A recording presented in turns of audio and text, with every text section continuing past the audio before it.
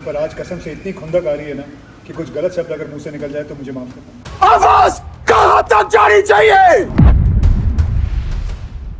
1997 में बॉर्डर ने देशभक्ति की एक नई मिसाल कायम की थी और अब बॉर्डर 2 का टीजर सामने आते ही सोशल मीडिया पर भूचाल आ गया है। तुम जहां से भी घुसने की कोशिश करोगे, सामने एक हिंदुस्तानी फौजी खड़ा पाओगे।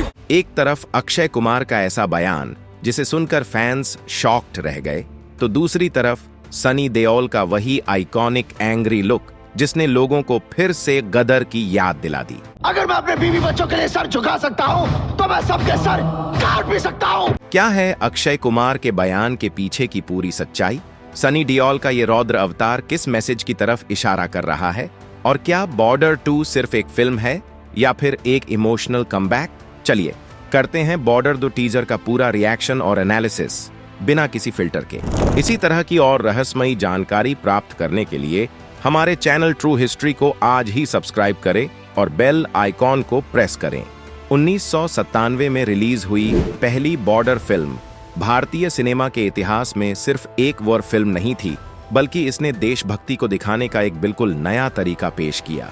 इस फिल्म ने पेट्रियोटिज्म को शोर या नारेबाजी से नहीं, बल्कि भावनाओं और इंसानी कहानियों के जरिए दर्शाया। इस पहली बॉर्डर फिल्म का सबसे बड़ा असर इसका रियल वॉर बैकड्रॉप था। अगर इस फैसले के बाद तुम में से किसी एक ने भी भागने की कोशिश की, तो मैं उसे गोली मार दूंगा। 1971 के भारत पाक युद्ध पर आधारित कहानी ने भारतीय वॉर सिनेमा में रियलिज्म का नया बेंचमार्क सेट किया। सनी देओल, सुनील शेट्टी और जैकी श्रॉफ जैसे कलाकारों ने अपने अपने किरदारों में जान डाल दी। बॉर्डर के डायलॉग्स, इससे पहले कि मैं तुझे गद्दार करार देकर गोली मार दूं, भाग जा यहां से। पावरफुल बैकग्राउंड स्कोर और गाने, खासकर संदेशे आते हैं, संदेशे आते हैं, हमें तड़पाते हैं, ने दर्शकों के दिलों में स्थायी जगह बना ली। यही वजह है कि बॉर्डर सिर्फ एक फिल्म नहीं रही, बल्कि हर भारतीय के लिए एक भावना बन गई। वही बॉर्डर 2 का टीजर तुरंत ही गंभीर माहौल बना देता है। धूल, धुआं और रफ टेरेन से वॉर जोन की फीलिंग आती है।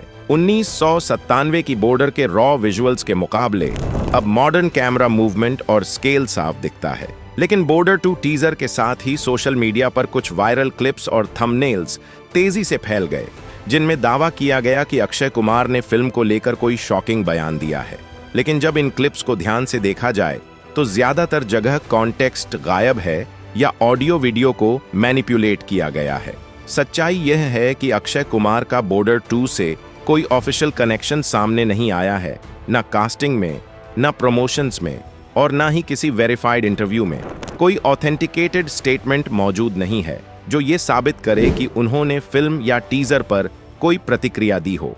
फिर भी फैंस शॉक्ड इसलिए हुए क्योंकि सोशल मीडिया आज हाइप पर चलता है, फैक्ट पर नहीं। क्लिकबेट कल्चर ऐसे टाइटल्स बनाता है जो क्यूरियोसिटी और इमोशन को ट्रिगर करें। अक्षय कुमार शॉक्ड फैंस जैसी लाइंस एल्गोरिदम के लिए परफेक्ट होती हैं। लोग पूरा सच जाने बिना रिएक्ट कर देते हैं। इस पॉइंट पर साफ समझना जरूरी है कि वायरल होना सच होने की गारंटी नहीं है। बॉर्डर 2 के मामले में अक्षय कुमार का बयान एक नैरेटिव ज्यादा है, रियलिटी कम। सनी देओल का टीजर में दिखा एंग्री लुक सबसे ज्यादा चर्चा में रहा है, लेकिन अगर उसके एक्सप्रेशंस को ध्यान से एनालाइज करें तो यह गुस्सा अचानक फटने वाला नहीं, बल्कि दबा हुआ और नियंत्रित है। गदर में सनी देओल का एंगर लाउड था, हाथ उठे हुए, आवाज ऊंची, अग्रेशन खुलकर सामने। बॉर्डर 2 में उनका लुक अलग है, आंखों में तनाव है, चेहरे पर जिम्मेदारी का बोझ है। यह एंगर कम और रिजॉल्व ज्यादा लगता है। बॉर्डर सोल्जर का गुस्सा निजी नहीं होता, वह ड्यूटी ड्रिवन होता है। बॉडी लैंग्वेज में रिस्ट्रेंट दिखता है और साइलेंस बहुत कुछ कह जाती है। यही साइलेंस ऑडियंस पर ज्यादा असर डालती है। नॉस्टैल्जिया फैक्टर यहाँ साफ काम करता है। लोग उसी सनी देओल को ढूंढ रहे हैं जिसे उन्होंने दशकों पहले देखा था, लेकिन टीजर यह हिंट देता है कि यह वही एंगर नहीं, बल्कि समय के साथ मैच्योर हुआ वर्जन है। बॉर्डर 2 टीजर में डायलॉग्स कम हैं, लेकिन उनका वेट काफी ज्यादा है। हर लाइन डैमिक नहीं, बल्कि मास्टर्ड लगती है।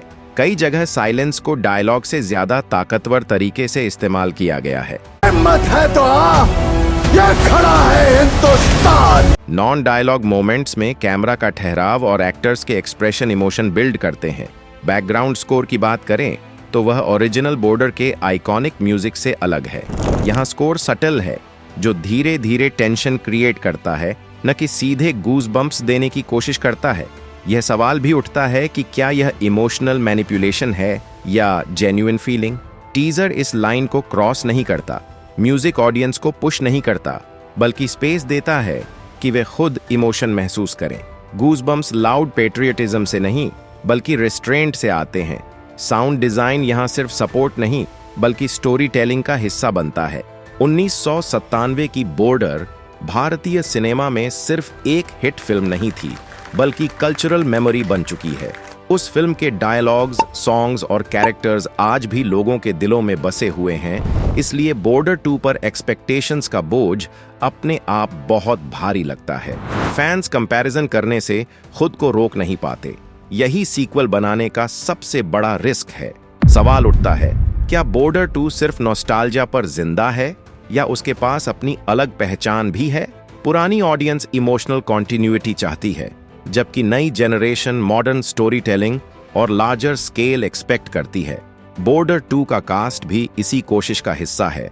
जहां वेटरन सनी देओल अपनी आइकॉनिक प्रेजेंस के साथ लौट रहे हैं, वहीं वरुण धवन, दिलजीत दोसांझ और आहान शेट्टी जैसे नए जनरेशन के स्टार्स कहानी को फ्रेश एनर्जी दे रहे हैं।